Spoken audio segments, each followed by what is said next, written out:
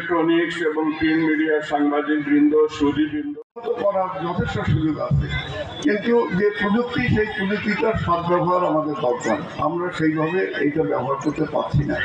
উন্নত দেশের যে প্রযুক্তি, তারা কীভাবে প্রাণী সম্পদটা দ্রুততম সময়ে উন্নত করছে, সেই প্রযুক্তি এনে আমাদের এখানে আমাদের খামারিদের মধ্যে অথবা যারা খামার করছে বড় আকারে, তাদেরকে এই সহায়তা দিলে আমার মনে হয় যে প্রাণী সম্পদের যে আমিষ আমাদের নিত্য প্রয়োজনীয় খাদ্যদ্রব্যের মধ্যে সেটির সংকুলন হয়ে যাবে, এইটার অভাব থাকবে না।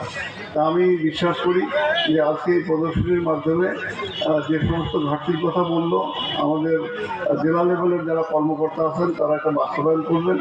এখানে যারা সাংবাদিকবৃন্দ আছে বিষয়টা তুলে ধরবেন, যাতে আমরা সরকার প্রদত্ত সহায়তা যথাযথভাবে ব্যবহার করে প্রাণী সম্পদের উন্নয়ন ঘটাতে পারি। আমি আর কথা বাড়াতে চাই না। আগামী দিনে আমরা মনে করি দীর্ঘদিনের যে এই বিশৃঙ্খলা, অনিয়ম, এইগুলো কাটিয়ে আগামী দিনে আমরা একটা সুষ্ঠু সুন্দর সমাজ ব্যবস্থা এবং প্রাণী সম্পদের ক্ষেত্রে বেশি বেশি করে উন্নয়ন যাতে হয় তার ব্যবস্থা আমরা করব। আমরা বেশি বেশি করে এখানে বিশেষ করে সৈয়দপুর আমরা সুবিধা পেয়েছি, আমাদের মৎস্য গবেষণা কেন্দ্র আছে, অনুরূপভাবে পোলট্রি গবেষণা কেন্দ্র হয়েছে। সেই দিক থেকে সৈয়দপুর কিন্তু আমরা নীলফামারী জেলার মধ্যে এই দুটি বিষয়ে কিন্তু সুবিধা আমরা বেশি বেশিভাবে প্রাপ্ত। তাই এই সুবিধা বা ওই যে গবেষণা কেন্দ্রগুলো আছে, এগুলো যাতে আমরা কাজে লাগাতে পারি, তাহলেই আমার মনে হয় যে আমরা এই প্রাণী সম্পদের দিক থেকে সমৃদ্ধ হব।